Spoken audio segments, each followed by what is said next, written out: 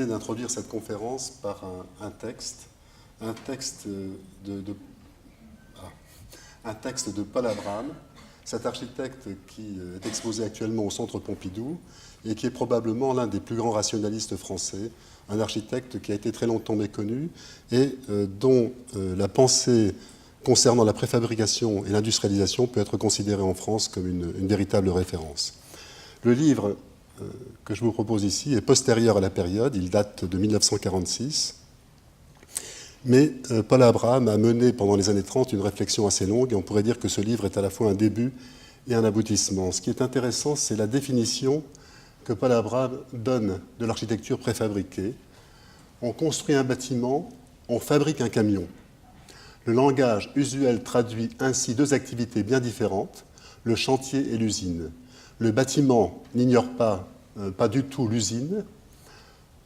Presque tous les matériaux et tous les appareils d'équipement sont en effet fournis par des industries souvent très évoluées, sont en effet métallurgie, liant, produits, céramique, etc. Mais le rassemblement de ces productions industrielles ne se fait pas dans des locaux couverts, clos, chauffés, où des machines transforment successivement et progressivement des produits semi-finis provenant d'autres usines pour aboutir au montage d'une série d'objets identiques ou très voisins qui seront ensuite distribués à des distances souvent considérables.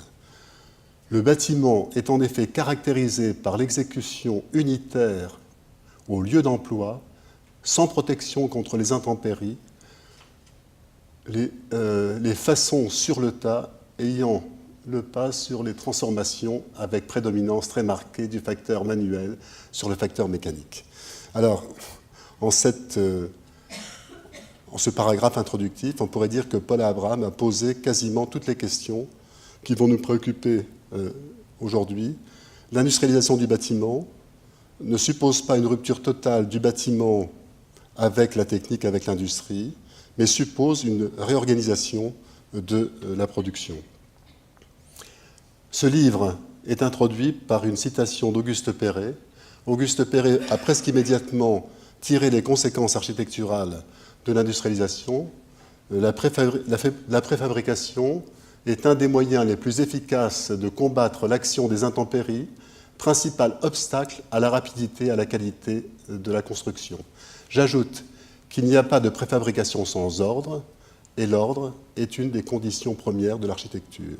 Donc presque immédiatement, Auguste Perret établit un lien entre l'architecture et la construction et le parti que l'architecture du XXe siècle peut tirer de la préfabrication. Dans le dernier chapitre de Paul Abraham, de ce petit livre de 1946, Paul Abraham va faire référence à quelques précurseurs et on ne s'étonnera pas de trouver parmi les bâtiments cités celui d'Auguste Perret. Le mobilier national est un bâtiment qui n'est pas entièrement préfabriqué, l'ossature est coulée en place, mais un certain nombre d'éléments viennent s'y loger, sont assemblés d'une façon rationnelle et rapide. Il est manifeste que l'industrialisation du bâtiment trouve en France une origine chez Auguste Perret. Le bâtiment le plus représentatif de cet ordre dont parle Perret est probablement l'immeuble de la rue Raynouard, qui concerne le logement, mais que l'on doit considérer comme un immeuble urbain. C'est un immeuble qui a un plan très particulier. Il est situé sur une parcelle en proue de navire. Et Auguste Perret, bien qu'il ait donné à cet immeuble l'apparence d'une tour, bien que cet immeuble n'ait jamais eu en fait d'immeuble mitoyen, reste un immeuble urbain entièrement déterminé par la parcelle. Mais Auguste Perret tente de sauver un ordre. Malgré l'irrégularité de la parcelle, il va organiser le long des rues, le long des façades, des espaces réguliers, récupérant l'espace irrégulier, l'espace résiduel, à l'intérieur du bâtiment et se servant du système porteur de colonnes pour le monumentaliser. Pour Auguste Perret, il y a en permanence une lutte entre l'ordre de la construction, l'ordre de l'architecture et la parcelle. Il est manifeste que cette pensée tend naturellement vers la préfabrication. À la fin des années 30, à l'agence Perret, on dessine un immeuble de rapport pour Alger qui est manifestement une tour dont toutes les façades sont conçues indépendamment de la parcelle. Et vous avez ici un des immeubles que Perret construit au Havre, qui est un des immeubles de la place de l'Hôtel de Ville, une tour d'une dizaine d'étages, et également ici, un chef-d'œuvre de préfabrication, ici décrit par ce dessin, cette axonométrie. C'est la manière dont Auguste Perret décompose la construction en éléments typiques, identifiables, comme d'ailleurs les définit Paul Abraham pour le mobilier national qui date de 1936. Tous ces éléments sont identifiés en un vaste jeu de construction, et ce sont les immeubles ici de la rue de Paris, du Havre. Une autre source de la pensée de l'industrialisation est manifestement Le Corbusier.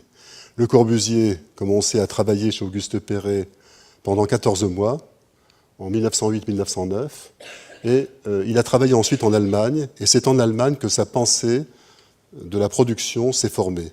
On sait que lors de son voyage en Allemagne, Le Corbusier va rencontrer quasiment tous les membres du Werkbund, il va les interroger, il va admirer des personnages comme Behrens, qu'il critiquera par la suite, des personnages comme Naumann, qui ont développé dès 1906-1907 une véritable pensée de la production industrielle.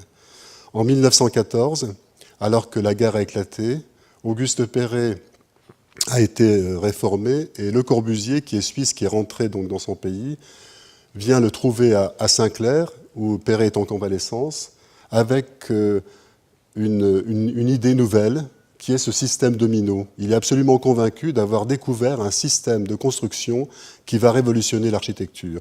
C'est d'ailleurs exactement ce que dit l'historien Gidion, lorsque publiant un ouvrage sur la construction en France, il considère que le système domino est un véritable fondement de l'architecture nouvelle. Or, Perret regarde ce système et le désapprouve. Perret ne voit pas l'utilité de système domino. Qu'est-ce qu'est exactement ce système domino ? C'est en réalité un système de construction que Le Corbusier a imaginé pour la reconstruction des Flandres. La guerre ayant éclaté, il a imaginé qu'en produisant de manière sérielle, industrielle, un système d'ossature incomplet, comme vous voyez ici, simplement deux planchers séparés par ces poteaux en retrait, eh bien que l'on pourrait rendre un service considérable aux sinistrés, des usines produiraient ce système, et localement, à partir de briques, à partir des matériaux du bord, à partir de pans de bois, tout ce qu'on peut imaginer, on se chargerait de compléter ce système. Une reconstruction rapide et une conception extrêmement novatrice, puisque le système qu'imagine Le Corbusier est un système incomplet, une industrialisation partielle, complétable, in situ. Comme vous savez, le système domino n'a pas du tout été interprété dans ce sens, puisqu'on a vu souvent dans le système domino un des outils, et c'est vrai que le système domino est devenu un des outils, de l'esthétique corbusienne, de la libération du plan, de la libération de l'espace intérieur, grâce au système d'ossature. Pensé comme un système industriel pour une reconstruction, complétable par des matériaux vernaculaires, ce système est devenu, au fil du temps, mais très rapidement, à partir de 1918, lorsque Le Corbusier va découvrir la peinture cubiste, lorsqu'avec son ami aux enfants, il va commencer à raisonner sur ce que l'architecture peut apprendre de la révolution picturale, lorsque lui-même deviendra peintre, lorsqu'il publiera la revue L'Esprit Nouveau de 1920 à 1924, eh bien, Le Corbusier va donner un autre sens à ce système de libération de l'espace architectural. Mais manifestement, l'origine est une origine technique, et il est absolument impossible d'imaginer ce système sans le lien contradictoire, conflictuel qui unit Le Corbusier à l'architecture allemande. Ce que je vous montre ici, c'est une des opérations les plus spectaculaires de l'après-guerre en Allemagne. C'est une opération qui concerne le nouveau Francfort, qui est dirigé par Ernst May, un architecte auquel le maire social-démocrate donne les pleins pouvoirs, dans une ville qui a acquis quasiment la moitié du territoire, du sol, pour de la construction sociale. Le but est de sortir de la crise du logement, de sortir les ouvriers et les classes laborieuses des taudis, et on imagine des systèmes industriels auxquels les modernes vont pouvoir collaborer. On se souvient qu'en 1910, lorsque Le Corbusier avait fait son voyage en Allemagne, après ce stage de 5 mois chez Behrens et sa rencontre avec les membres du Werkbund, il avait eu cette phrase tout à fait, je dirais, prémonitoire. Il avait dit que si Paris était le foyer de l'art, l'Allemagne demeurer le grand chantier de production. Mais lorsqu'il écrit cette phrase, Le Corbusier a en vue la production du Werkbund, l'association de Behrens à l'AEG, les arts décoratifs, la grande production industrielle qu'il considère comme d'un niveau très élevé, une production qui a échappé en fait à tous les poncifs du décor, tous les poncifs en fait du kitsch, dès le début donc, des années 1900. Mais ce grand chantier de production qu'il imagine donc une quinzaine d'années auparavant va devenir une réalité dans le domaine du logement. À Francfort, c'est des milliers de logements qui sont bâtis, et certains architectes, comme par exemple l'architecte Ferdinand Kramer, construit de 1929 à 1930, sous la direction d'Ernst May, des ensembles où la question de la série, la question de la répétition, est considérée comme parfaitement résolue.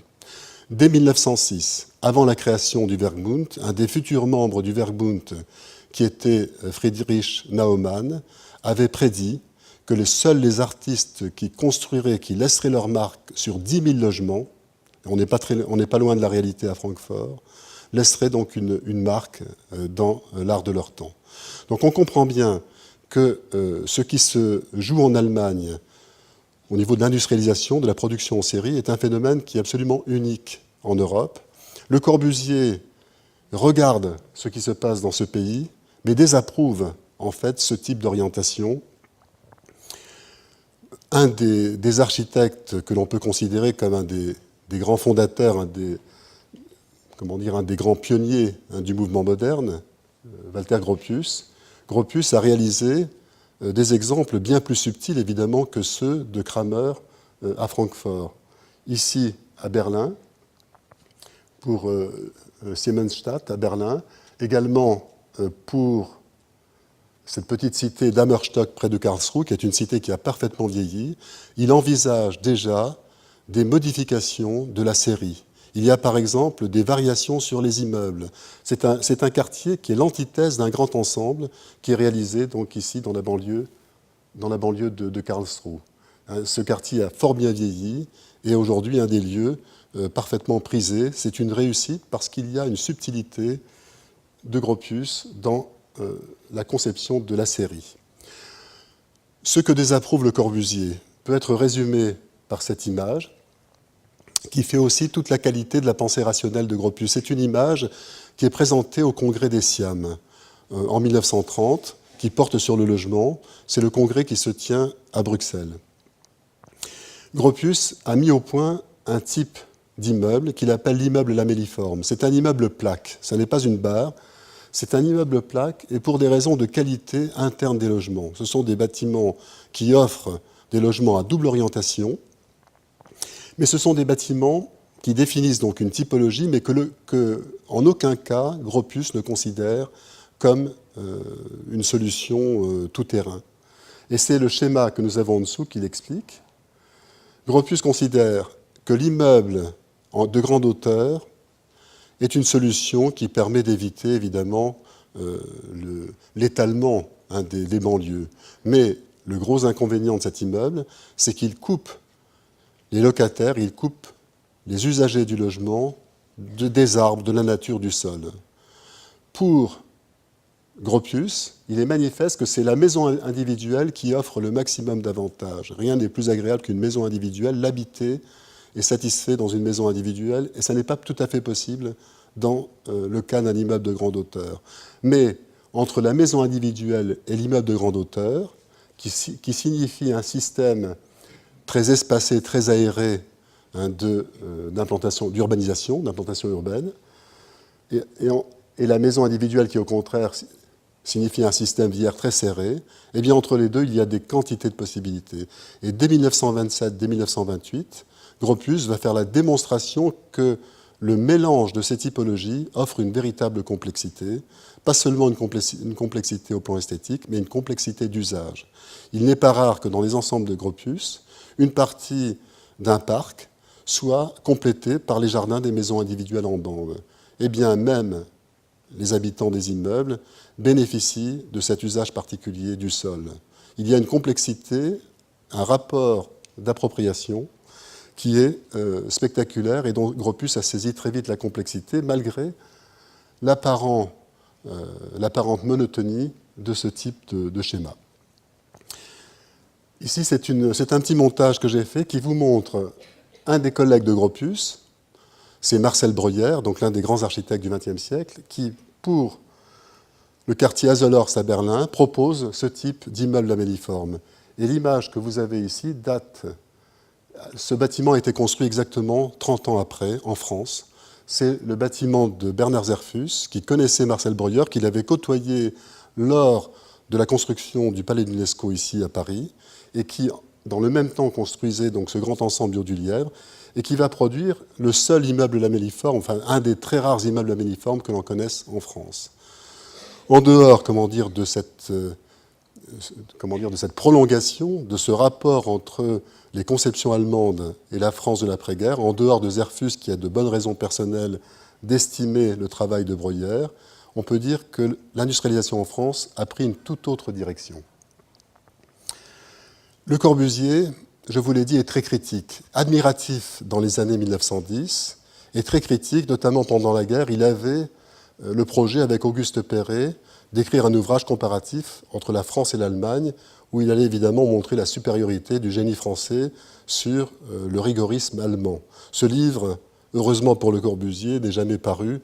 Je ne pense pas que ça aurait été un chef-d'œuvre de la pensée, mais il y avait des éléments extrêmement intéressants dans ce manuscrit.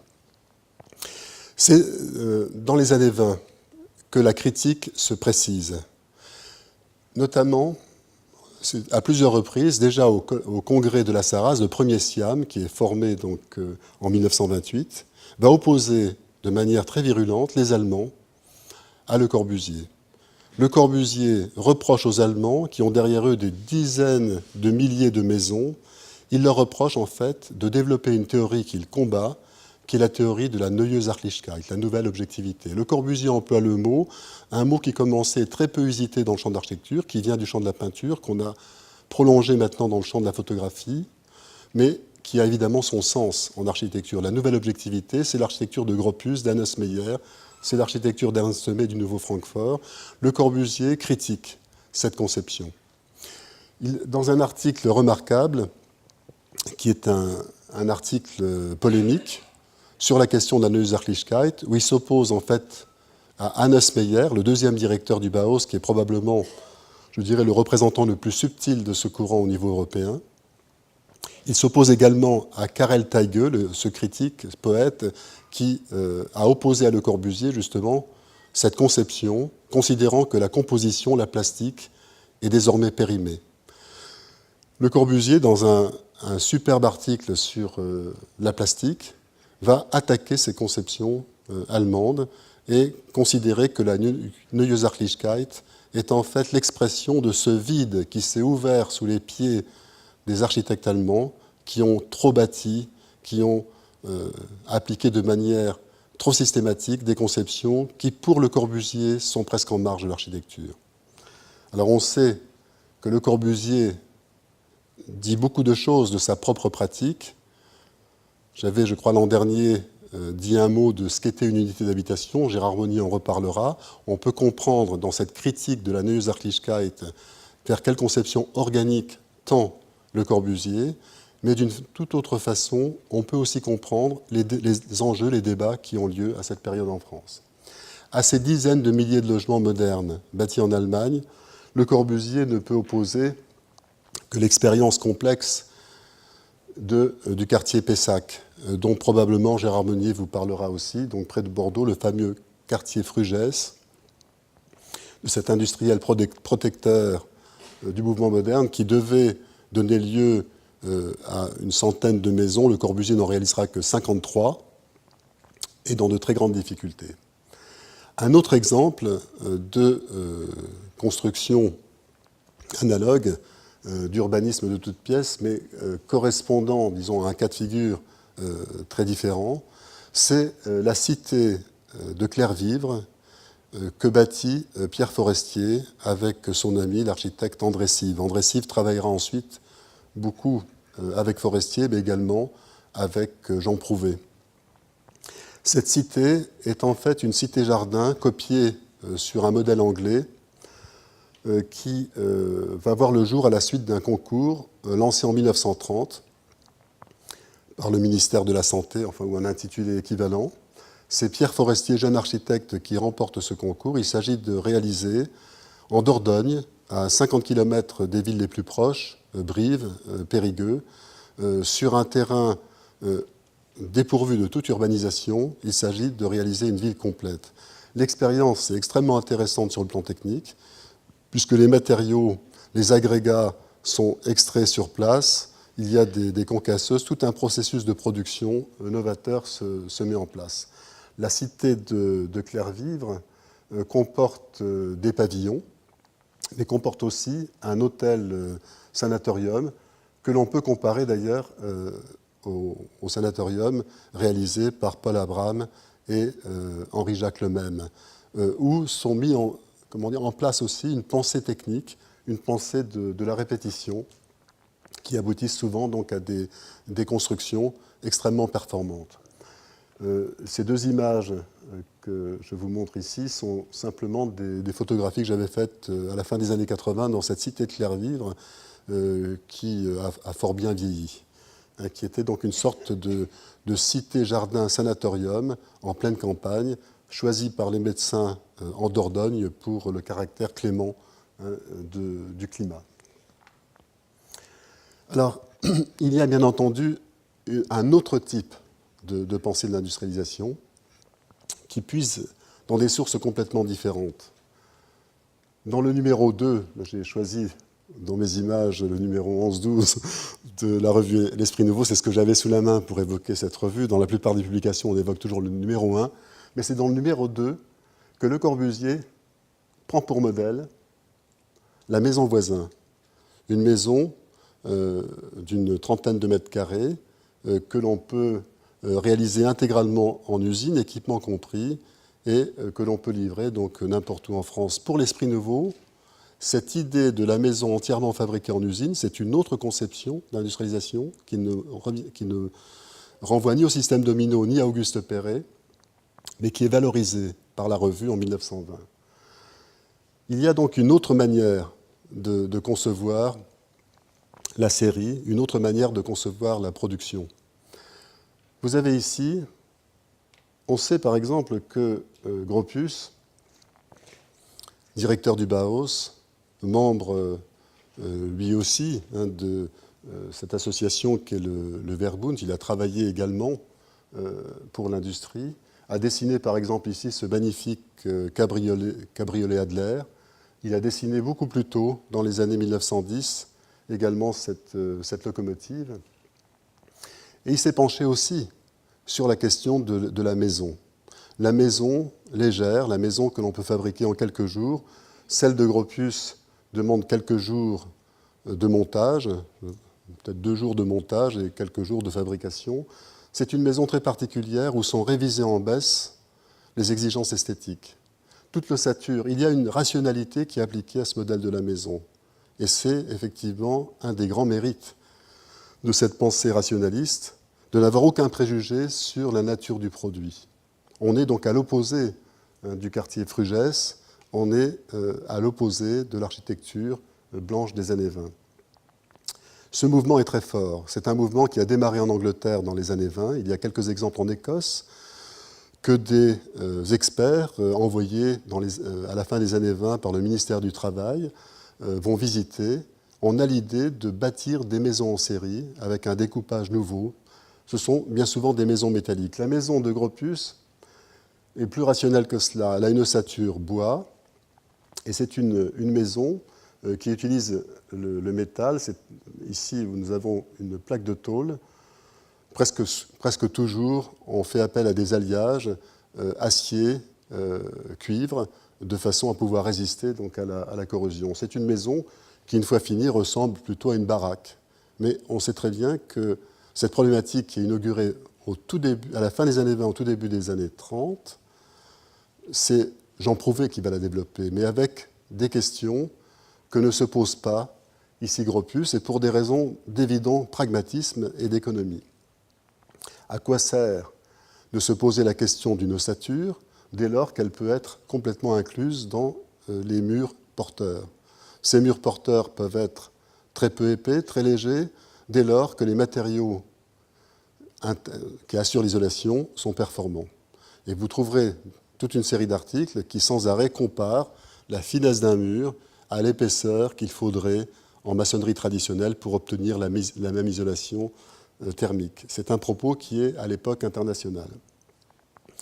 Donc cette attitude est une attitude qui est à mettre, je dirais, au crédit de Gropius. Un architecte, vous avez peut-être lu ce magnifique texte d'Argan, qui a écrit en 1951. En 1951, il y a 2 ouvrages qui paraissent sur Gropius. L'un qui est signé par Siegfried Giedion, et puis l'autre est signé par Argan, donc ce grand historien italien. Et Argan a bien montré le pragmatisme de Gropius. Il a montré la noblesse, la philosophie même de Gropius, dans cette façon de mettre l'architecture, de mettre le projet au service, en fait, de ses concitoyens. L'architecture, c'est un dispositif qui permet de résoudre des problèmes, aucun préjugé sur la nature du problème et sur les valeurs donc, transportées.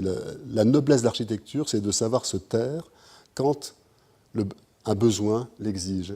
Donc on aurait tort de railler, je ne vous ai pas montré, disons, le modèle réalisé, mais c'est une véritable bicoque, et combien de fois Jean Prouvé, même à Nancy, et encore récemment dans des expositions, a rencontré, comment dire, l'agacement du public, étonné de se déplacer pour voir de telles baraques, de telles bicoques. Mais on ne comprendrait rien à la préfabrication, à l'industrialisation, si on ne comprenait pas la noblesse qu'il y a à traiter l'esthétique de cette façon, quand un besoin supérieur donc l'exige. Et on voit bien que pour Le Corbusier lui-même, ça n'est pas complètement négligeable. Sinon, comment expliquer la présence dans la revue L'Esprit Nouveau de cette maison voisin?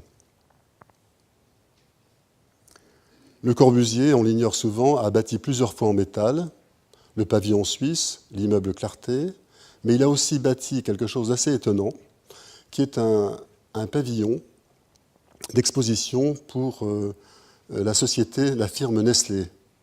Et ce pavillon, le contrat que l'on peut trouver dans les archives stipulait qu'il devait être monté et démonté 7 fois. Après, bon, Le Corbusier n'assurait plus rien. Il était en métal, il ressemblait, il préfigurait certaines recherches de Lotz et de Prouvé, mais il avait une dimension incroyablement kitsch qui était assez extraordinaire.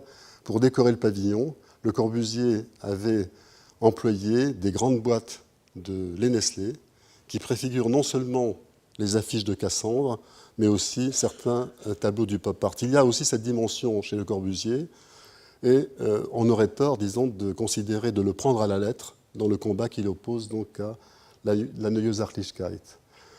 L'histoire de l'architecture nous a d'ailleurs montré que le plasticisme de Le Corbusier, s'il a fait des merveilles dans les années 50-60, a été mis entre parenthèses par les architectes des années 90, qui se sont davantage inspirés de Gropius, notamment en Suisse, des Siedlungen suisses et allemandes, pour essayer de faire progresser leur propre conception.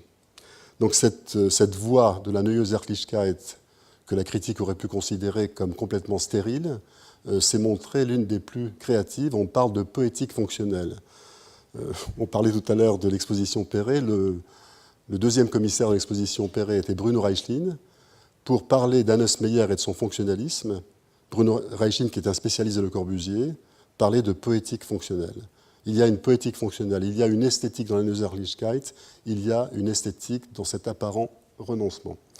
Je vous montre ici, parce qu'il y a malgré tout une distance, la voiture dessinée par les frères Perret pour leur propre usage. Je vous montrerai tout à l'heure celle de Jean Prouvé, tout ça donc à la fin des années 20. D'ailleurs, ces voitures se ressemblent beaucoup. Perret, comme beaucoup d'architectes, a dessiné des meubles, pas énormément, mais ce sont des meubles fabuleux, des appliques, et même lorsque l'occasion s'en présentait, de la robinetterie, dont il était, je pense, assez fier. On trouve dans quelques dossiers de l'agence Perret, lorsque le client le permettait, par son budget et par son ouverture, des conceptions tous azimuts. Mais il y a un fossé radical entre cette image est celle-ci. Malgré les apparences, il est dans la tradition de l'architecture d'être capable de tout dessiner. Les modernes ne se sont plus à tout dessiner. Il y a chez Perret une conception de la rationalité, mais elle n'est pas tout à fait la même que celle de Gropius. Elle implique, comme d'ailleurs chez Le Corbusier, l'organicité. Alors, les maisons métalliques ont eu il y a une aventure très curieuse en France. Des architectes qui étaient tous dans la mouvance de ce mouvement rationaliste, qui soit avaient dessiné chez Le Corbusier, soit avaient travaillé chez Perret, dont ils étaient les élèves. C'est la fameuse maison métallique, réalisée à 521 exemplaires. C'est une série qui est colossale pour la France. 521 maisons métalliques réalisées au début des années 30. Elle est conçue en 1928 en raison d'un concours qui est lancé par les Forges de Strasbourg pour enfin ouvrir ce créneau des maisons métalliques. On veut, en France, développer des maisons industrialisées en métal.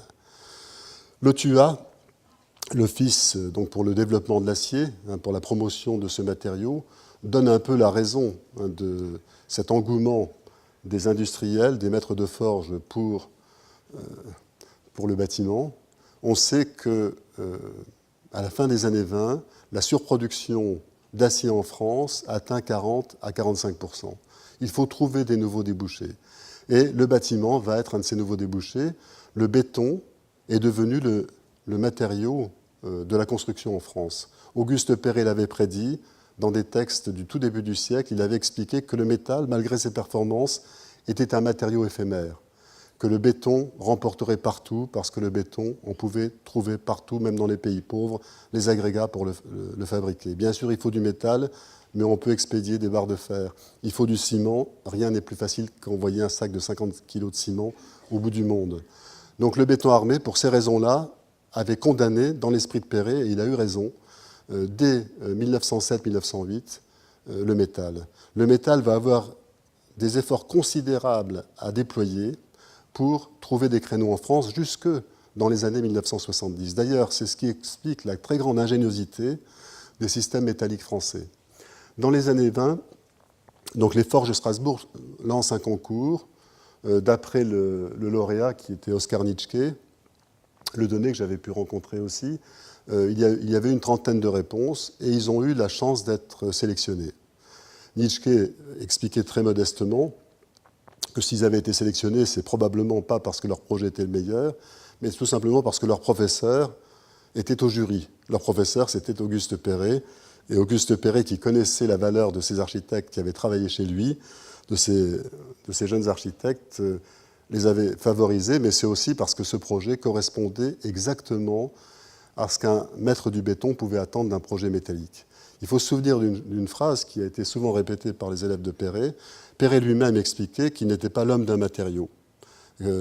Perret adorait construire en bois et il pensait simplement qu'il y avait une sorte d'alliance entre le béton et le XXe siècle, entre les besoins des sociétés modernes et le béton.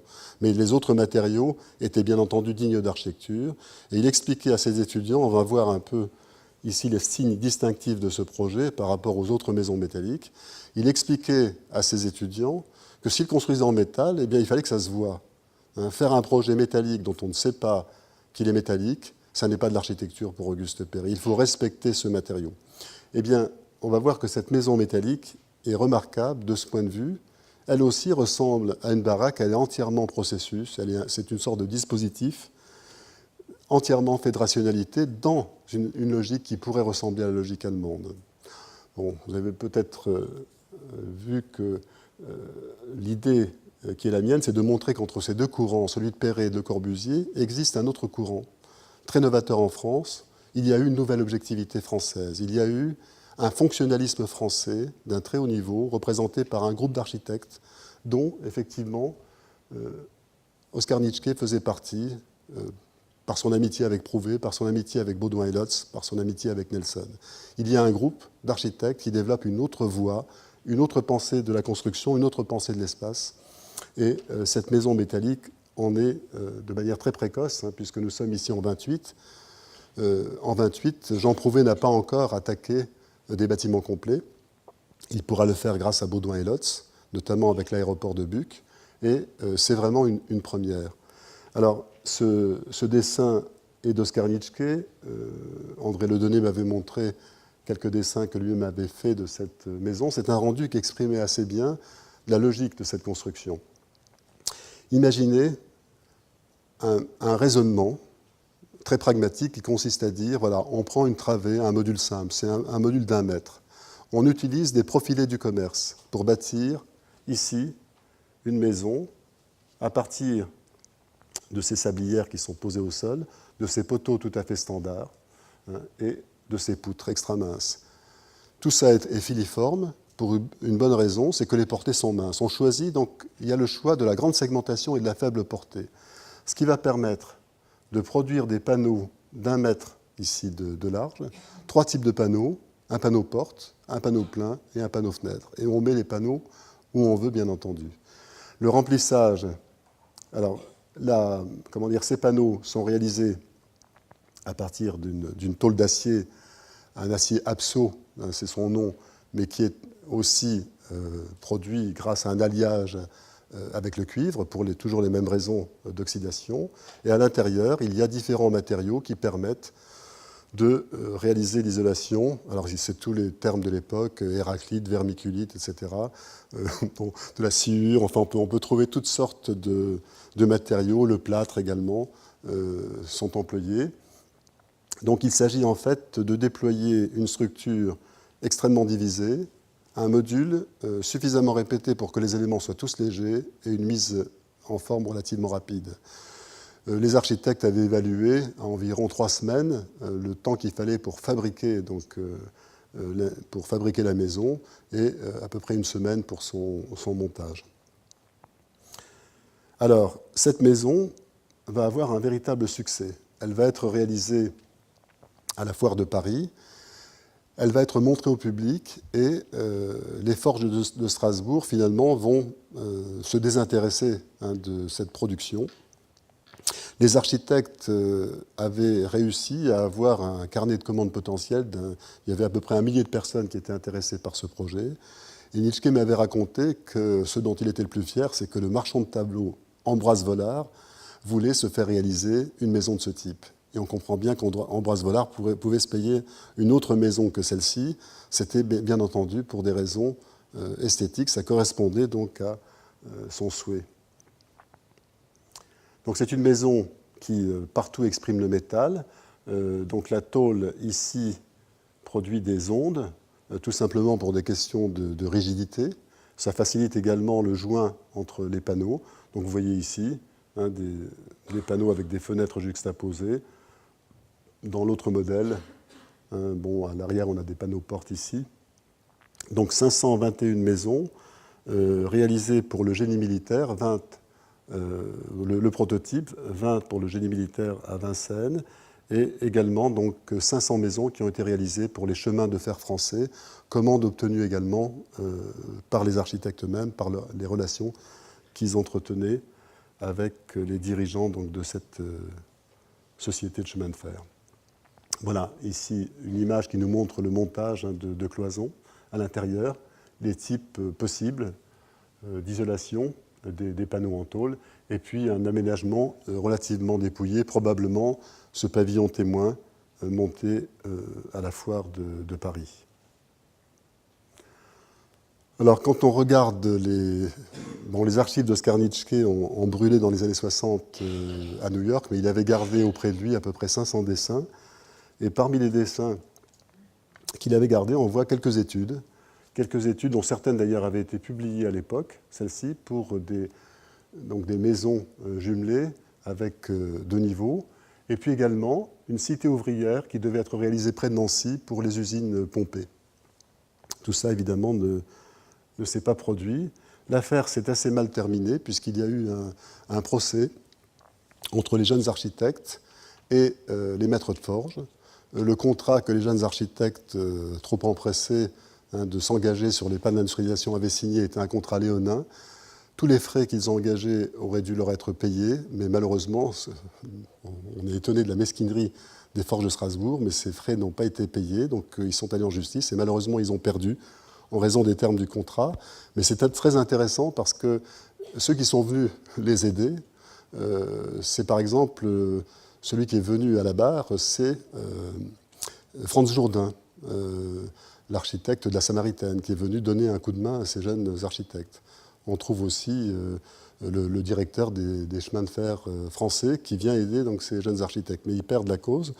Et chose assez étonnante, Oskar Nitschke m'avait dit que Le Corbusier était extrêmement jaloux de cette commande. On pourrait se dire 500 maisons métalliques qui ne rapportent pas un sou et qui se terminent par un procès, c'est peu enviable, bien non. Le Corbusier avait dit à Nitschke, qui avait travaillé chez lui, c'est à moi qu'on aurait dû les donner, ces maisons. Et dans un ouvrage de Le Corbusier, sur les 4 routes, qui est écrit en 1939, j'ai trouvé tout un passage que j'ai montré à Nitschke, qui n'avait pas lu ce livre, où il est question de ces maisons métalliques. Et voilà comment Le Corbusier raconte toute cette histoire. Il explique que du temps de Loucher, donc dans l'après-guerre, il était allé voir le ministre pour lui proposer donc, une maison de 49 mètres carrés. Loucher lui avait dit « vous allez en construire des milliers ». Le Corbusier lui a dit « non, je n'en construirai aucune » et il lui donne les 3 raisons. Le mauvais goût du public, enfin, comment dire, le manque de courage des industriels français. Enfin, il trouve les bonnes raisons qui, malheureusement, ont joué.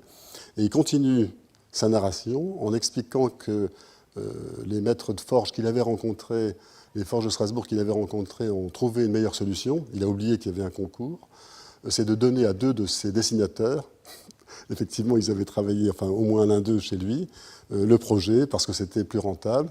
Il explique que les maisons, bon, apparemment sont pour lui des maisons honnêtes, mais que très vite, les ouvriers ont voulu rajouter, pour le coup d'œil, ce sont ces mots, un petit toit en tuiles par-ci, enfin le kitsch a repris le dessus. Et pour Le Corbusier, en 1939, c'était inévitable parce que pour lui, les maîtres de forge, les industriels français ne sont pas prêts du tout à s'engager, comme en Allemagne, dans l'industrialisation du bâtiment. La différence, c'est que les grandes commandes d'industrialisation en Allemagne sont des commandes qui viennent des municipalités social-démocrates. Ce ne sont pas les industriels directement qui induisent la commande. Mais c'est assez intéressant de voir que cette opération qui est complètement passée sous silence, il reste, semble-t-il, quelques maisons métalliques encore aujourd'hui, qu'elle représente dans ce contexte français un véritable enjeu pour l'un des très grands architectes déjà reconnus en 1939 mondialement. Donc ces maisons ont été bâties au tout début des années 30. Alors, pourtant, dans la revue Acier, qui est la revue de l'OTUA, on croit en tout cas, à la fin des années 20, à un vaste mouvement de conquête par la grande industrie du marché du logement. En réalité, il y a déjà quelques maisons qui sont proposées à cette période.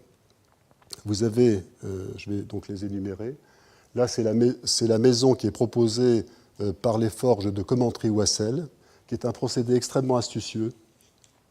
C'est un procédé qui consiste, je dirais qu'il a des points communs avec le projet de Nitschke, Le Donné-Brelé, mais il est plus performant, et vous allez tout de suite comprendre pourquoi. Vous avez également une structure qui est très divisée, qui comporte des éléments plutôt filiformes, mais dans cette structure viennent se loger, je crois que je vais pouvoir le montrer sur l'image suivante, voilà, on le voit ici. Dans cette structure viennent se loger des parpaings géants qui ont plus d'1 mètre, qui pèsent une trentaine de kilos et qui sont réalisés dans ce qu'on appellerait aujourd'hui un béton cellulaire.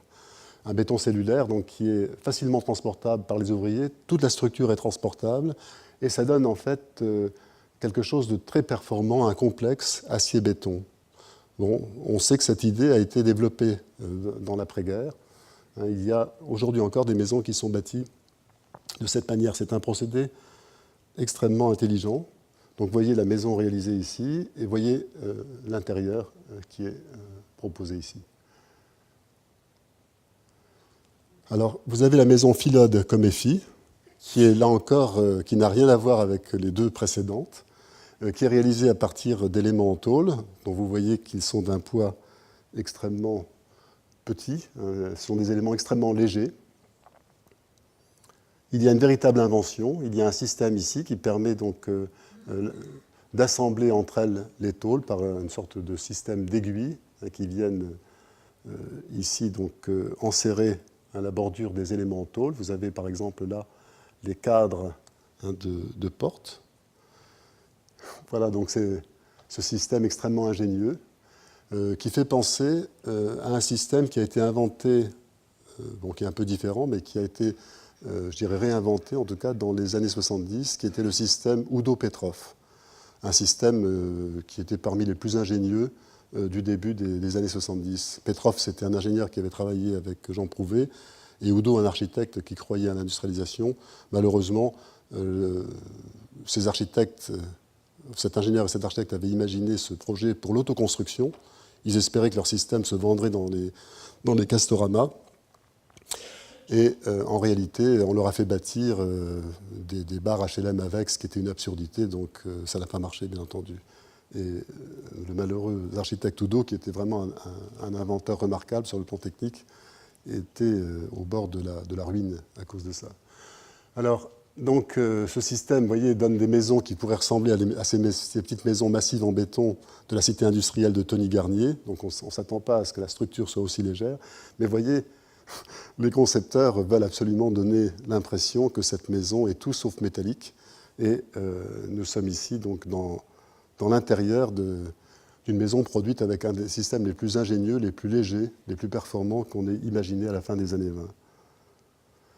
Cette maison est très différente. C'est la maison isotherme de Cours, qui est une maison qui est fabriquée avec des grands cadres métalliques sur lesquels sont tendus des treillis. Et sur ces treillis sont projetés au canon à béton les parois. Et ensuite, les matériaux isolants vont permettre de constituer le mur. Donc ce sont des maisons d'une esthétique moderne. Là encore, ce sont des systèmes qui ne dérivent pas du tout les uns des autres. Ce sont des grandes familles de pensée qui ont évidemment donné beaucoup de choses après la guerre, sous des formes parfois très inattendues. Et puis le système peut-être le plus étonnant, donc je n'ai vu que ces schémas, je ne sais pas s'il y a eu des prototypes de réaliser, mais il est assez étonnant, il est, semble-t-il, inspiré d'un système anglais. À partir de tôles très minces, de tôles gaufrées, on réalise ici ce système d'une très grande rigidité sur lequel on peut vraiment déposer des tonnes posées à l'horizontale. Le rapport entre la matière employée et la performance est vraiment suffocant. Donc c'est un système qui n'a rien à voir avec les habitudes du bâtiment. Dans les systèmes précédents encore, on peut imaginer avec le canon à béton projeté sur du treillis, une technique bien sûr toute nouvelle, mais on a d'autres références. Les ossatures métalliques, évidemment, ont un très grand passé dans le 19e, mais là, c'est vraiment très étonnant d'employer la tôle de cette manière pour bâtir donc, ces éléments rigides qu'on assemble de cette façon.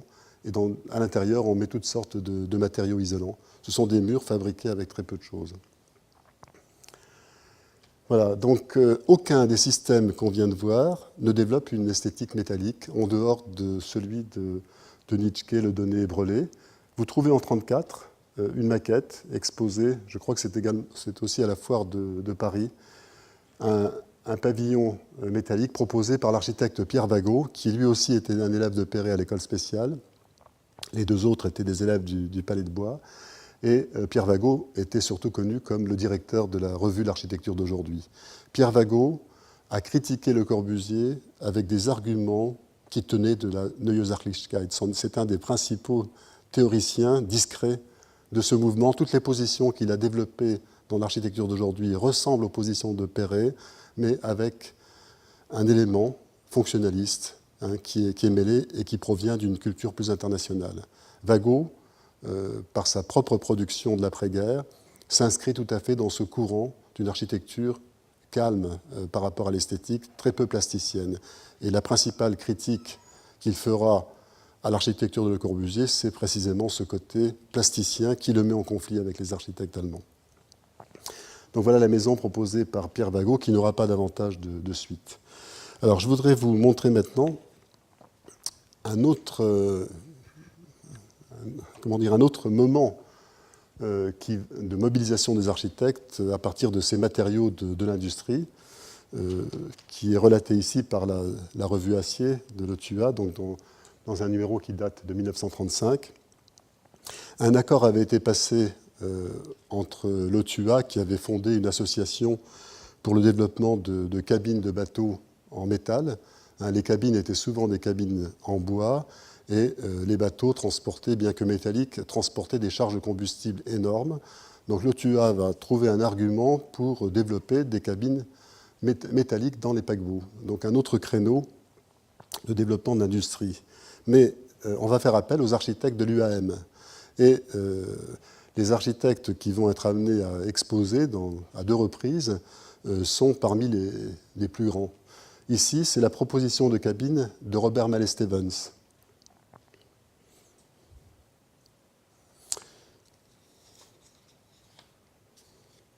Celle-ci est de Georges-Henri Pingusson. René Herbst, avec un détail ici de ce magnifique lavabo que beaucoup de designers des années 80 ont cru inventer, mais qui existait déjà depuis très longtemps. Et puis celui de Jean Prouvé, qu'il a réalisé pour l'architecte décorateur Marcel Gacouin.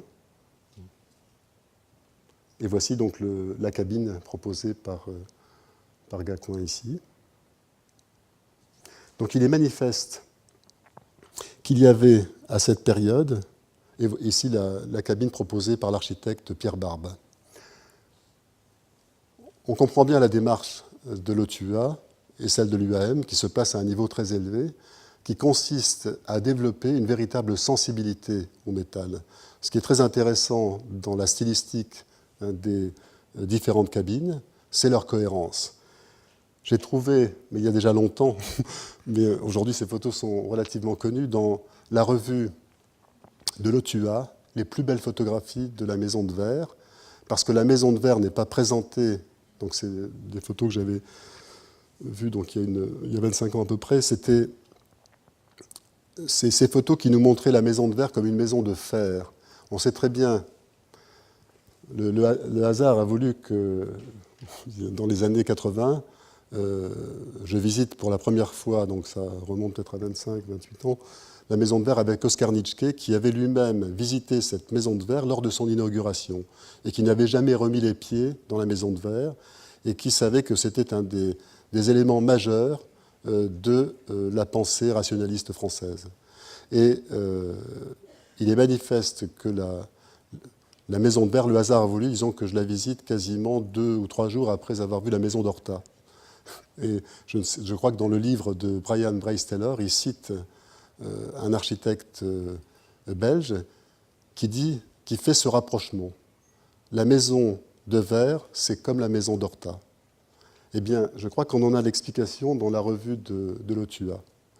C'est une maison qui est très liée à l'esthétique qu'on vient de voir, parce que, bien entendu, il y a un travail sur la lumière, il y a un aspect japonisant dans cette maison, mais il y a surtout un travail avec un ferronnier qui n'est pas très différent du travail sur ces meubles confortables que réalise Charot par ailleurs, et qui est une véritable sensualité développée comme Horta l'a fait avec la brique du métro, avec la céramique du métro, avec le bois traité par des ébénistes. Il y a une sensualité aux matières qui est caractéristique de l'UAM, qu'on trouve dans les maisons, dans les cabines que l'on vient de voir, mais dont la Maison de Verre est probablement le chef-d'œuvre. C'est une manière dont l'architecture s'empare des qualités des matériaux industriels, sans bien entendu s'intéresser véritablement à la problématique de l'industrialisation. Mais ce courant-là a donné quelque chose d'assez intéressant. Je voudrais montrer une autre origine qui puise également chez Perret, mais qui se distingue de Perret. Là, on sait que l'église du Raincy est une véritable révolution constructive et architecturale. Et bien entendu, il est tout à fait légitime de la part de Paul Abraham d'avoir pris un bâtiment des années 30 pour nous montrer comment la pensée, la mise en ordre, la manière de typifier les éléments chez Perret conduisait naturellement à une pensée qui peut esthétiser quelque chose comme la préfabrication. Mais il y a autre chose qui se produit. Il aurait pu, bien sûr, prendre un bâtiment antérieur, qui est une révolution. Quand Perret réalise l'église du Raincy, il a 48 ans. Nous sommes en 22-23. C'est cette église qui lui amène ses premiers élèves. Le contact de Perret avec la nouvelle génération, après, bien entendu, le contact qu'il avait eu avec Le Corbusier avant la guerre, va se produire directement, tous les témoignages recueillis le montrent, en raison de la nouveauté de l'église du Raincy. L'église du Raincy a quelque chose de très particulier. Vous constatez sur ce plan qu'elle n'a quasiment pas de matière. C'est sans aucun doute un des rapports les plus performants qui a été établi entre l'espace vide et la matière. C'est une église qui est composée à partir de colonnes, comme on le voit sur cette photo magnifique, une photo de chantier, qui nous montre les colonnes qui jaillissent du sol comme des arbres. Elles sont toutes fondées ponctuellement, exactement comme un arbre qui prend ses racines. Et ces colonnes donc, nous permettent de comprendre cette espèce mènent à cette espèce de grande table, ces colonnes filiformes, cette espèce de grande table tridimensionnelle qui contrevente le tout, et qui, ici, nous donne l'illusion donc, de trois voûtes. Le tout, comme on sait, entièrement clos par un claustrat. Et, bon, je ne vais pas revenir sur ce qu'on a dit de l'église du Raincy, ce n'est pas ce qui nous intéresse ici. Ce qui nous intéresse ici, c'est que Perret a voulu poser pour la première fois un problème qu'il n'avait pas pu poser dans les bâtiments antérieurs, c'est qu'il faut que la construction et l'architecture soient dans la même temporalité. C'est-à-dire qu'il faut que tous les actes constructifs soient des actes architecturaux, ce qui n'est pas le cas du Théâtre des Champs-Élysées, ce qui est le cas d'aucun projet antérieur. Il y a toujours un espace externe et un espace interne. Ici, chaque élément, chaque parpaing est vu de dedans et de dehors. C'est-à-dire que chaque élément, renvoie à son identité constructive, mais bâtit un espace intérieur et un espace extérieur. C'est un mode de pensée qu'on ne peut pas ramener au passé, au gothique, au classicisme. Il y a quelque chose de différent dans cette façon de vouloir fabriquer l'espace avec un matériau qui occupe très peu d'espace. Donc on sait que la manière dont Perret pense ceci, c'est en référence à la sculpture. On sait que la sculpture grecque pose la question d'organicité, que dans la Grèce antique, lorsqu'une sculpture, le corps n'a jamais été aussi bien mis en valeur que lorsqu'il semble porter un vêtement mouillé. Et bien de la même manière, la sculpture des colonnes, l'empreinte en fait, du coffrage sur la colonne doit être suffisante pour permettre à cette absence de matière de ne pas être un handicap et de colorer en fait, l'espace vide. Mais ce qui est intéressant, c'est la façon dont Perret décrit le processus de conception. Il explique ce grand jeu de construction où l'architecture se bâtit donc, à chaque étape. Donc on pose, vous voyez, on a toujours le dedans et le dehors qui se bâtissent en même temps. Il n'y a pas de pellicule, d'intériorité ou d'extériorité. C'est en bâtissant la matière même des parois que l'on a construit donc l'intérieur et l'extérieur simultanément. Le principe qui est à la base de ça peut être considéré comme un principe de dissociation. C'est un principe qui n'a pas échappé aux élèves de Perret parmi les plus vieux et les plus brillants. Je pense à l'architecte Paul Nelson, qui est un architecte qui est arrivé chez Perret relativement mûr. Il était né en 1995, donc vous voyez, c'est quelqu'un qui est un peu plus jeune que Le Corbusier, qui est né en 1987. Il était un des élèves âgés de Perret. Il arrive avec une grande maturité, il s'est déjà complètement constitué intellectuellement.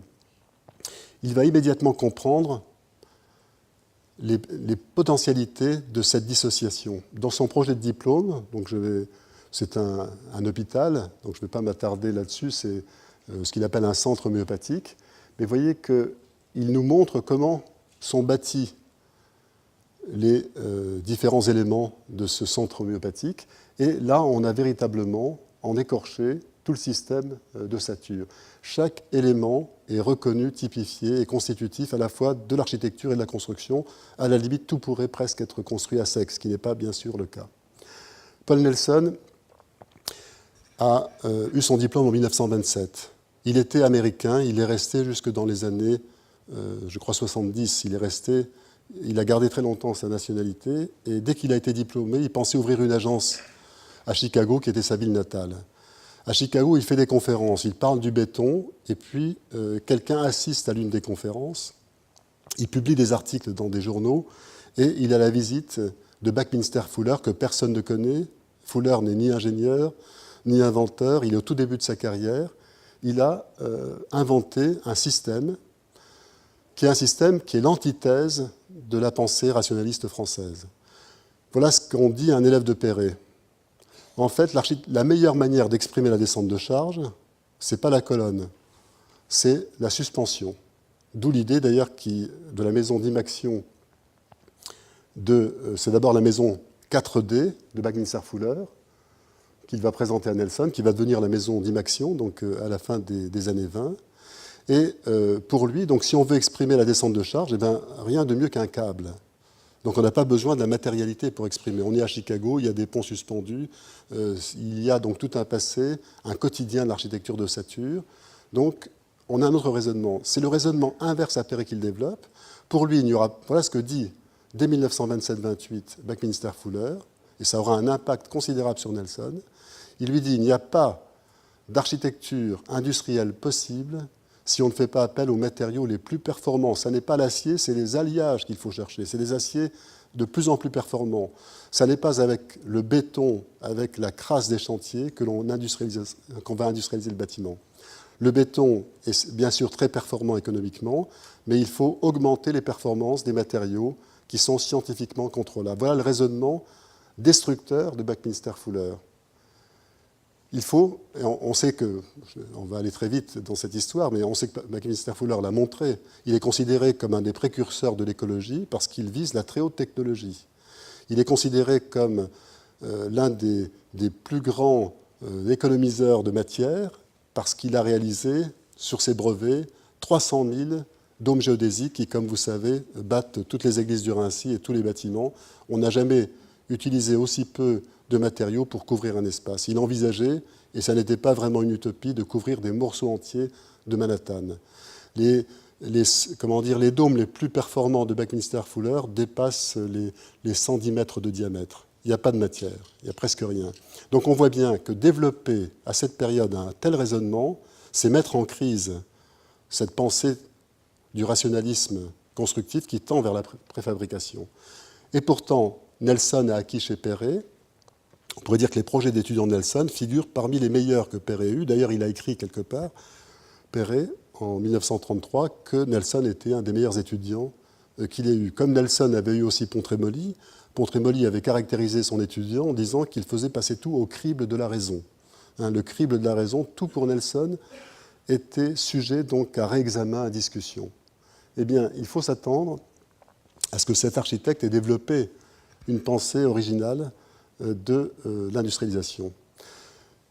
Comment expliquer que Paul Nelson, qui a pensé tous ses projets français en béton dans les années 20, lorsqu'il a la commande, qui se prolongera par un concours qu'il perdra de la cité hospitalière de Lille, comment expliquer que toute l'ossature soit une ossature métallique?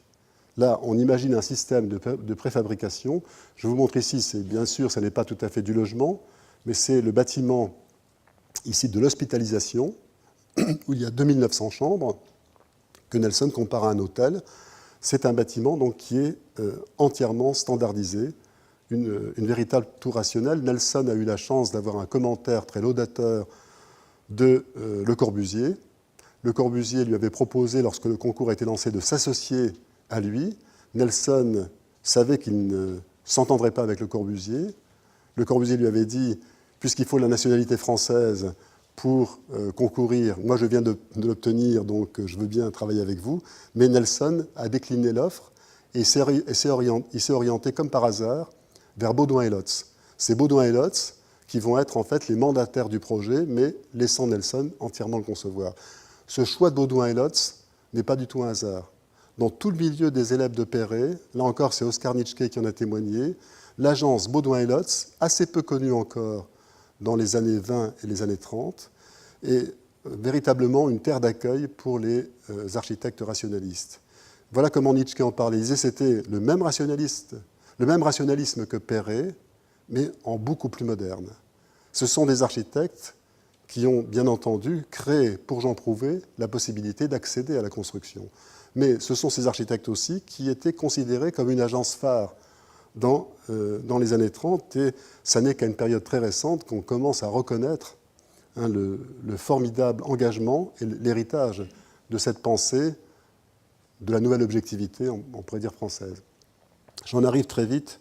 Je voudrais juste montrer ce projet parce qu'il est le point de départ du projet de maison industrialisée de Paul Nelson.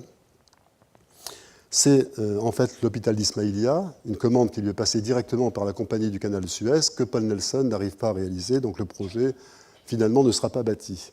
C'est l'entrepreneur, le façonnier qui réalise la maquette, c'est le façonnier de Charroux, c'est Dalbé qui réalise cette maquette. Je voudrais simplement répéter le commentaire que va faire le peintre Jean Hélion de ce projet. C'est un projet qui est fonctionnaliste. Hélion le considère comme tel dans un article qu'il publie dans les cahiers d'art qui s'appelle « Termes de vie, termes d'espace ». Il comprend que la nouveauté de ce projet vient d'un raisonnement sans préjugés sur ce que doit être un hôpital aseptique, un hôpital qui lutte contre l'amplitude thermique qu'on trouve en Égypte, qui peut être donc absolument terrible, variant de plusieurs dizaines de degrés. Donc il y a des températures très dures, même au bord du canal de Suez. Donc Hélion comprend ça. Puis à un moment donné, il dit « oublions tout, regardons l'objet ». Et voilà le raisonnement d'Hélion qui va donner naissance à la maison suspendue, à la fois comme maison industrialisée et comme idéal en fait, de l'occupation d'un espace par un individu qui peut, une famille qui peut l'occuper librement, qui peut se projeter sur une maison industrielle. Hélion nous dit, voilà, je vois, il nous dit que ce qu'il préfère de tout temps, c'est les espaces uniques. Pour lui, le hangar relaye la cathédrale. Le hangar, c'est un vaste espace. Il imagine un bâtiment, alors que Nelson a réalisé un bâtiment, et autour de ce bâtiment, il a construit ce qu'il appelle une enveloppe parasolaire. Hélion nous dit exactement l'inverse. Il nous dit, j'imagine un bâtiment, donc il imagine que tous les volets, ici, que les grands stores que Nelson emploie pour protéger le bâtiment à certaines périodes de l'année contre les radiations solaires, il imagine qu'on a un bâtiment dans lequel on aurait glissé un deuxième bâtiment. Il dit que lorsqu'il avait un atelier, un de ses premiers ateliers à Paris, Jean Hélion nous raconte qu'il était très perturbé parce qu'il ne voyait pas à l'extérieur et à un moment donné, il avait une sorte de malaise qu'il ne pouvait pas expliquer et il a commencé à dessiner en pointillé les murs qui étaient cachés par les murs de son propre appartement. Il a commencé à dessiner ce qu'on ne voyait pas, presque en coupe, les murs qu'il y avait derrière, à orienter le nord, etc. Il avait besoin de repères spatiaux. Eh bien, il explique par là le fait qu'il est toujours à l'aise dans des espaces où le corps peut s'orienter librement. Et il imagine une architecture de la dissociation. Il imagine qu'on puisse, dans un hangar, dissocier l'intériorité. C'est exactement le programme de la maison suspendue. Il imagine, en fait, que l'on puisse avoir un espace unique dans lequel les lieux de vie soient des lieux qui ne soient pas découpés en termes, de cloisons et de dalles par rapport au volume principal. Il appelle ça, d'un néologisme, il qualifie cette architecture polyédrique. Eh bien, cette idée de dissociation de l'espace, Nelson va la combiner avec la dissociation de la construction.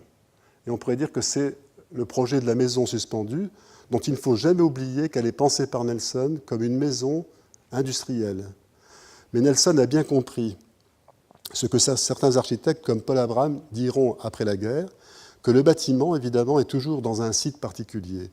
Donc il va décider de couper en deux le système de production, exactement comme dans le système domino. Il imagine qu'une partie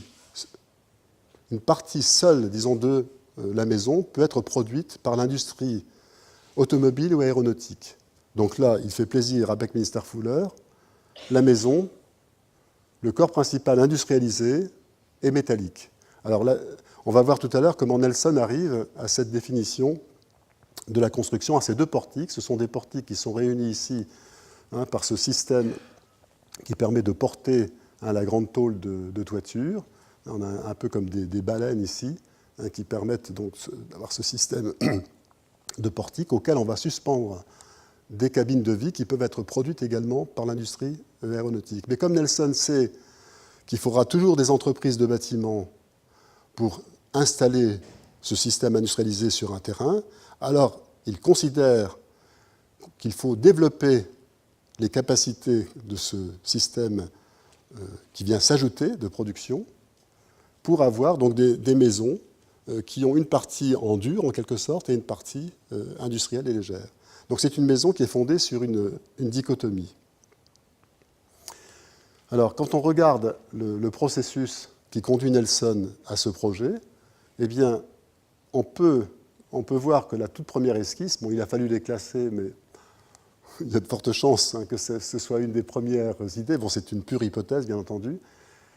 J'ai rapproché cela d'un projet que Paul Nelson avait fait en 1925 à l'atelier Perret pour une salle des fêtes qu'il avait située sur un des boulevards de Ceinture.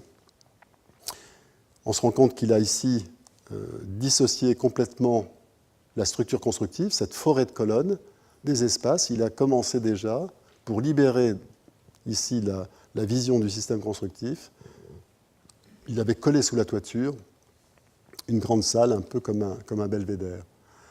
Donc, comme dans beaucoup de projets de Nelson des années 30, on a cette espèce de division systématique en trois parties. On a presque toujours des plans basilicaux avec un système porteur qui semble créer de part et d'autre des bas-côtés. Et puis, vous voyez ici donc une maquette en carton qui a été photographiée qui nous montre un état relativement avancé du projet. Voici quelques dessins, parmi des dizaines, qui nous montrent l'évolution du projet. Voilà le type de plan auquel arrive Nelson. À un moment donné, donc, on voit apparaître évidemment la structure des portiques dans une phase qui est probablement une phase antérieure. On voit ce système de coque que Nelson ne poussera pas plus avant. Les plans définitifs. Et ici, la deuxième maquette. Paul Nelson a fait en 1939 une exposition aux États-Unis. Et lorsque la maquette est revenue en France, elle a été détruite. La première maquette avait été décorée par Fernand Léger, par Hans Harpe, par Jean Harpe et par Miro. Et cette deuxième maquette fait appel au même, sauf qu'il a remplacé Harpe ici par son ami Calder. Donc c'est la maquette qui existe actuellement de la maison suspendue et qu'on peut voir au MoMA. Elle est définie dans l'esprit de Nelson comme une utopie. C'est une spéculation sur la maison industrialisée qu'il a faite et qui est utopique, non pas parce qu'on ne pourrait pas la produire tout de suite, mais tout simplement parce qu'elle imagine une société démocratique dans laquelle la préoccupation de l'État serait le bonheur des individus. Pour lui, cette société n'est pas arrivée en 1939. Il a commencé à travailler sur le projet en 1936-1938, la maquette arrive en 1939. Et alors, je voudrais simplement dire en quoi cette maison industrialisée est très particulière.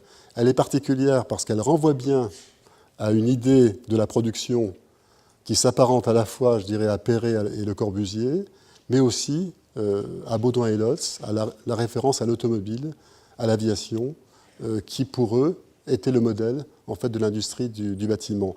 Mais cette maison dissocie donc aussi l'espace selon la problématique avancée par Hélion. Hélion avait lancé un défi à Nelson dans cet article des Cahiers d'art en 1936. Il lui avait dit le problème le plus difficile pour un architecte, c'est la maison. Nelson avait conçu des hôpitaux, il avait énormément travaillé sur des grands équipements publics, mais jamais sur la maison. Et la démarche qu'emploie Nelson sur la maison est une démarche qu'il emploierait pour des programmes extrêmement complexes. Il y a même des organigrammes avec la dissociation des pièces, comme si on avait des salles d'opération à créer. Cette dissociation de l'espace devrait permettre à cette maison industrialisée d'offrir ce que Nelson appelle l'espace inutile. L'espace inutile, c'est un espace qui est quasiment un espace muséal. Et Nelson a toujours dit que son véritable maître avait d'abord été Braque, mais celui qui lui avait fait comprendre ce qu'était l'espace, c'était en fait Giacometti, parce que Giacometti, disait-il, m'a fait comprendre que ce n'est pas l'objet qui est important, mais l'espace vide autour de l'objet, Et la maison suspendue peut être considérée aussi sous cet aspect-là.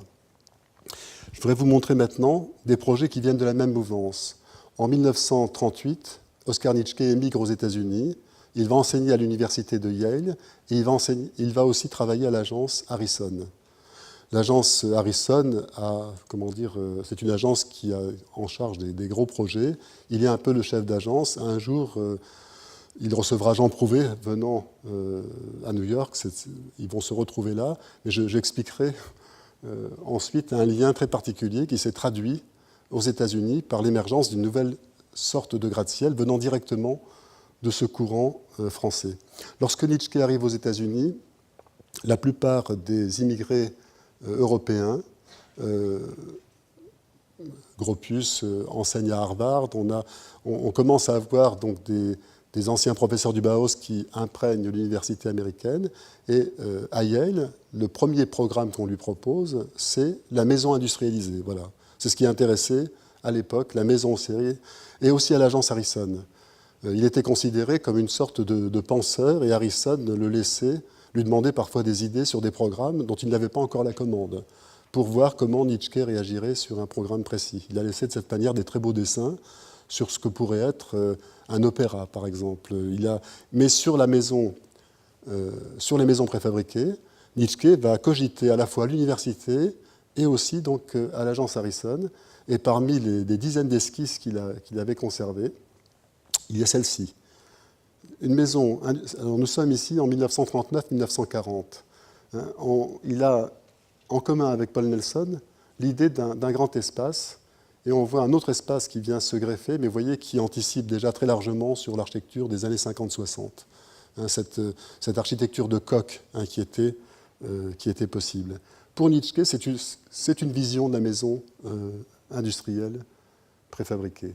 Et voici par exemple dans cette même série d'esquisses, on a aussi cette proposition. On sait que Charot a été un précurseur à de multiples points de vue, même si sa sensualité pourrait nous le faire rapprocher de ce virtuose qui était Horta. Il a été pour les jeunes de sa génération un véritable phare. Lorsque il s'est trouvé aux États-Unis, il a eu quelques commandes, et notamment la maison du peintre Motherwell, qui est réalisée d'une façon extrêmement pragmatique et intéressante, avec ici des systèmes d'ossature qui sont récupérés en fait chez les militaires. Ce sont des systèmes que Charot a mis en œuvre. C'est Nitschke qui a dessiné pour Charot ce projet, mais Nitschke disait toujours qu'il n'en était bien sûr pas l'auteur. C'est Charot qui a inventé cette maison pour le peintre Motherwell. Alors, je vais terminer bien entendu par le grand personnage de toute l'industrialisation en France, mais qui prend le contre-pied, qui est dans cette mouvance Baudouin, Lotz, Nitschke, Nelson. C'est bien entendu Jean Prouvé. Jean Prouvé donc, a pu réaliser ce magnifique aéroclub de Buc, qui est vraiment une construction remarquable par sa légèreté. Tout est neuf dans ce projet. Voici la voiture que dessinait Jean Prouvé en 1927-28. Pour lui, lorsqu'il est interrogé dans les années 70 sur la question de l'industrialisation ouverte, qui devient, après les grands ensembles, le mot d'ordre du plan construction, qui, après avoir tenté d'introduire des systèmes métalliques, de casser les barres, d'introduire de la liberté au niveau des systèmes constructifs, s'est intéressé donc à cette grande idée d'industrialisation ouverte. Eh bien, Prouvé expliquait que c'était faux, que ce n'était pas intéressant, qu'on ne pouvait pas proposer à des architectes de mettre en œuvre des portes, des fenêtres, des systèmes porteurs, sans une vision complète de l'objet. Donc Prouvé, à l'époque, était en marge dans l'après-guerre. Il y avait une vogue autour de Jean Prouvé, mais dans les années 70, il était en marge de tout un courant de pensée qui considérait que son attachement au modèle de l'industrie automobile et aéronautique le faisait considérer comme une sorte de dinosaure de l'industrialisation. Jean Prouvé avait toujours soutenu qu'il fallait des systèmes fermés, qu'on pouvait éventuellement envisager une phase où on pourrait les combiner, mais pour lui, il fallait toujours avoir donc l'idée d'un système où tous les éléments étaient faits pour aller ensemble, sans chercher donc des combinaisons à l'infini. Et il avait de bonnes raisons de faire ça, c'est que tout le système d'invention de Jean Prouvé, justement, fonctionne sur ces assemblages et ces articulations. Donc, je voulais simplement rappeler cette épopée des années 30.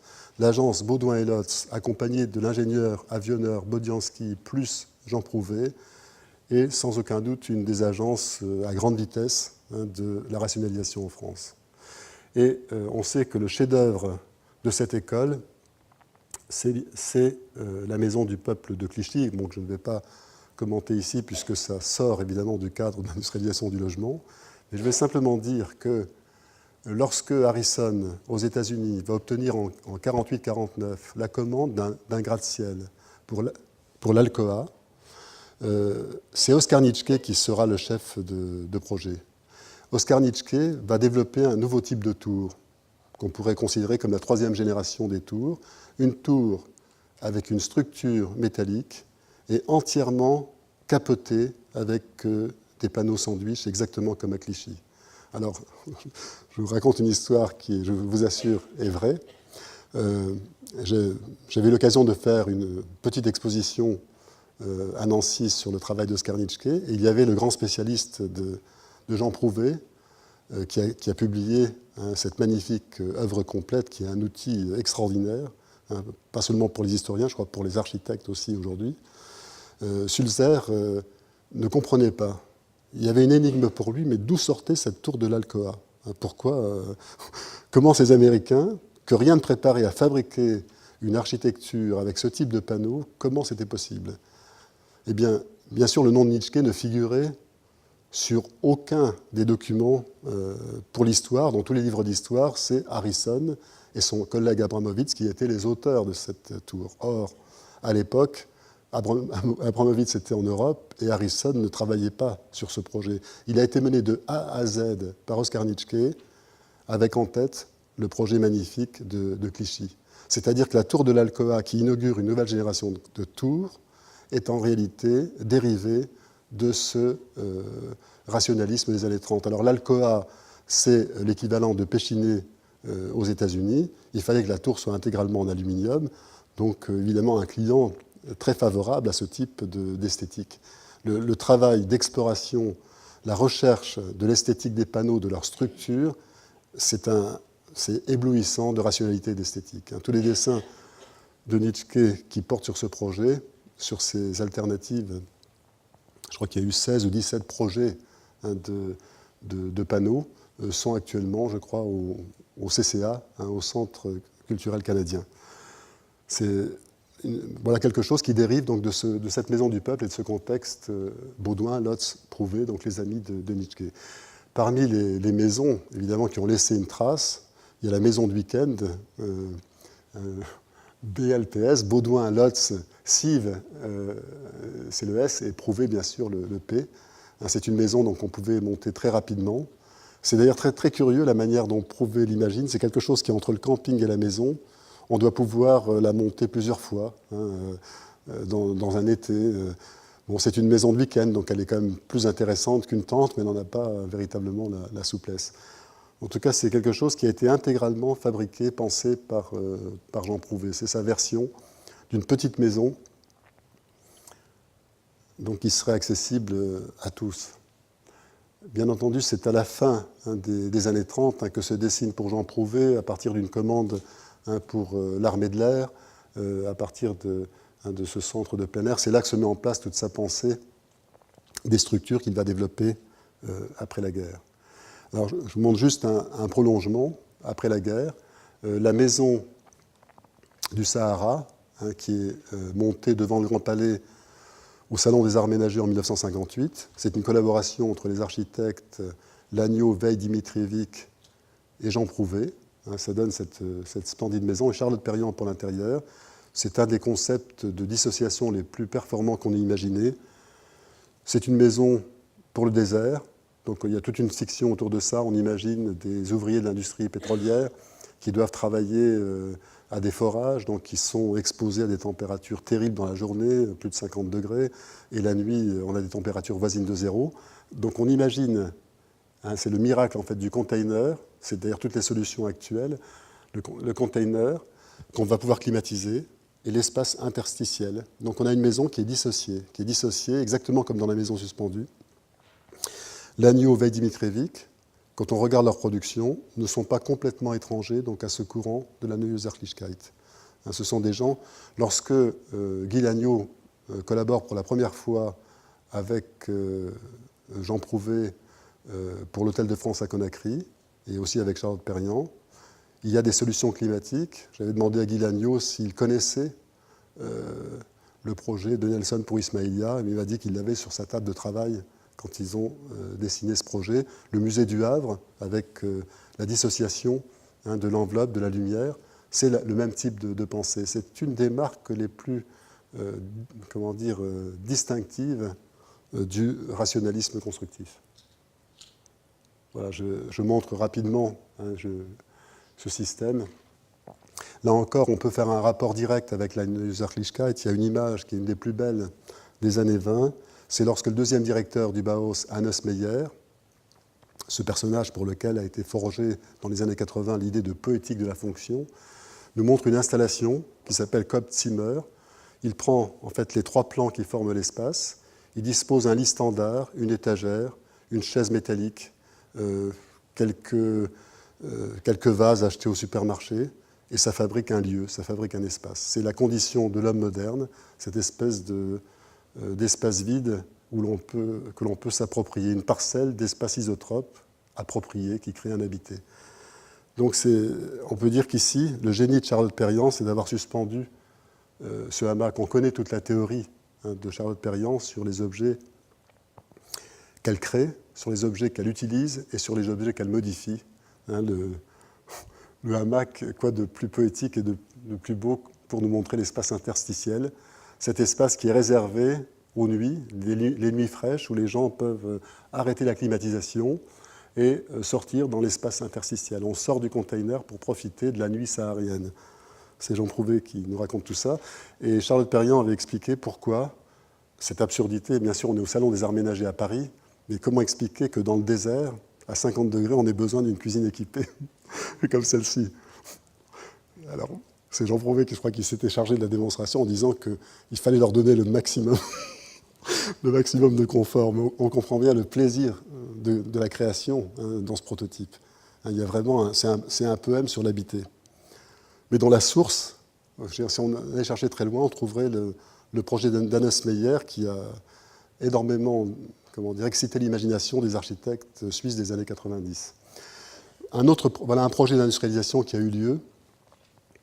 Guy Lanniau, Michel Veil et Jean Dimitrievich avaient voulu, ils ont beaucoup travaillé en Afrique dans les années 50-60, et ils avaient voulu rendre un service à toutes ces populations qui habitaient en zone tropicale. Ils se sont dit comment, par la dissociation, répondre à la question de l'industrialisation. Ils ont travaillé également avec Jean Prouvé. Eh bien, il y a une manière de faire. On a vu que Le Corbusier avait créé une révolution en isolant l'ossature, à compléter. Ici, il nous propose d'industrialiser un élément très coûteux, c'est vraiment du raisonnement à la Buckminster Fuller. Ce qu'aucune population pauvre du tiers-monde ne peut se payer, c'est de l'aluminium. C'est par définition le matériau de la performance technique. Dans les années 60, c'est absolument évident. Eh bien, qu'est-ce qui se passerait, se demandent les architectes, si on produisait à des millions d'exemplaires un seul élément qui va être produit sur des séries telles que, vous savez, c'est comme cette lampe d'architecte qu'on trouvait, c'est le summum du design, qu'on trouvait, je sais pas, à 10 €. Vous savez qu'aujourd'hui, dans le design, il y a le design qui arrive à laminer les coûts, qui produit des objets classiques et magnifiques, dont beaucoup d'ailleurs sont dérivés du Bauhaus. Et puis, il peut y avoir du design d'exception. Tous les cas de figure sont possibles. Et bien là, c'est ce raisonnement de la très très grande série qui doit faire basculer les choses. On imagine de produire un élément qu'on appelle une onde. C'est un morceau de mur extra mince que l'on va pouvoir fichés entre des éléments, qui peuvent être des éléments en bois, qui peuvent être d'autres matières. Et ces éléments juxtaposés vont résoudre plusieurs problèmes. Ils vont permettre de constituer des murs qui amènent la lumière, qui peuvent également aérer, que l'on peut boucher avec, on peut boucher tous ces opercules aussi avec, si nécessaire. Donc on va produire un seul élément, et cet élément va devenir un morceau d'habitation. En Afrique ou en Amérique du Sud, on va le compléter avec bien, des toits avec les matériaux du bord. On va pouvoir compléter cet élément hyper industrialisé. Mais ce qui est extraordinaire, c'est que ça a marché. Et évidemment, eux avaient imaginé de produire cela, là encore pour Castorama, pour l'autoconstruction. On aurait dû trouver ça comme une planche de contreplaqué. Ce n'est pas ce qui s'est produit. Mais ils ont eu l'intelligence de répondre à un concours lancé par l'État camerounais pour 600 écoles et 600 maisons. Eh bien, ces 600 écoles et ces 600 maisons ont été réalisées donc, avec ce système aluminium dessiné, conçu par Jean Prouvé, comme élément industriel se mélangeant à des éléments non industriels, bien entendu, complétables sur place, parce que matériaux imputrescibles, parce que matériaux faciles à transporter. Voilà. On n'a pas besoin de bâtir des parois avec des matériaux périssables. On peut avoir une architecture contemporaine de très grande qualité. Je sais que le dernier cours s'est achevé sur cette image. C'est le cours d'avant. Eh bien, moi, j'achèverai aussi le mien sur celle-ci. Baudouin et Lotz, de manière expérimentale, avec le concours de l'ETUA, ils ont imaginé des salles extraordinaires. Ce sont des inventeurs dignes de Buckminster Fuller. Mais lorsqu'ils se sont penchés sur la question de l'industrialisation, ils ont bien sûr posé avec Jean Prouvé la question de la technique, mais ils ont posé très très tôt toutes les questions relatives aux grands ensembles avec ce fameux ensemble de Drancy. Le plan de Drancy est intéressant. Je le comparais à deux plans de l'après-guerre. Le magnifique projet de la cité Rotterdam à Strasbourg de Baudouin, et puis cet autre plan extraordinaire, les grandes terres à Marly de Lotz, puisqu'ils sont séparés en 1941. Ce sont, je dirais, les grands architectes de l'industrialisation après la guerre, mais qui n'ont jamais oublié donc, la qualité des plans masse.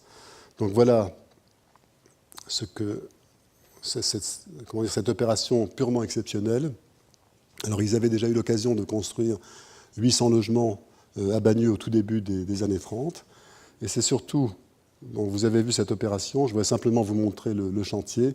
Voici ici l'ossature de Bagneux et voici ici celle de Drancy. Voilà, on accroche véritablement comme un vêtement sur un porte-manteau, on accroche les façades, tout le processus de production est renversé. Une usine de fabrication se trouve in situ, les ouvriers travaillent dans de bonnes conditions, tout est monté à sec. Voilà ce qu'ont mis au point Baudouin et Lotz. Et c'est une architecture qui est d'une très grande qualité aussi sur le plan, pas seulement sur le plan de l'habité, sur les plans, mais également sur le plan esthétique.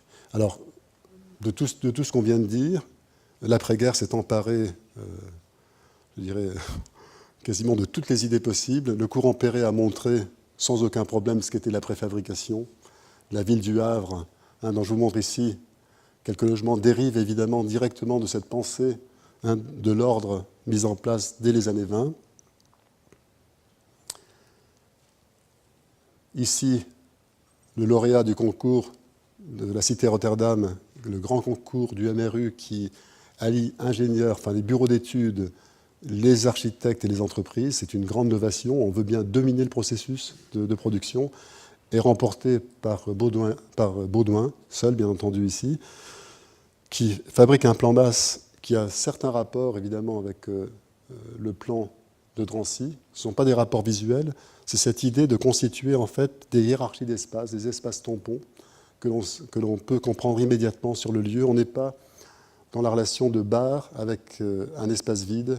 Il y a toujours une qualification des espaces, et le chef-d'œuvre de tout ça, évidemment, c'est ici les grandes terres à Marly de Lotz. Je crois qu'une opération où tout est réussi, les hiérarchies sont pensées, tous les espaces sont qualifiés, avec un plan masse d'une ingéniosité remarquable, bien que tout ça, évidemment, n'ait pas l'air d'être le cas. Lorsqu'on regarde les choses, on pourrait penser à des barres jetées par-ci, par-là. Mais tout ça est vraiment pensé. C'est comme des jardins, ici, reliés les uns aux autres. Cet espace n'a pas la même nature que celui-ci ou que celui-là. Chacun habite à la fois son logement, mais aussi une sorte de jardin qui communique comme ça avec d'autres. Ce que Fernand Pouillon savait aussi parfaitement faire. Mais tout ceci, évidemment, a été pensé dans les années 30. Et puis voilà, je terminerai sur cette image, cet immeuble lamelliforme nancéen de Zerfus, qui n'a compris qu'une partie, je crois, de la théorie du Bauhaus, mais comme il disait lui-même, cette barre longue, c'était à la fois l'architecture moderne, la charte d'Athènes, qu'il avait découvert après la guerre, mais c'était aussi, il le disait avec ironie, en 80, son côté Grand Prix de Rome. Voilà, je terminerai sur cette phrase et je vous remercie.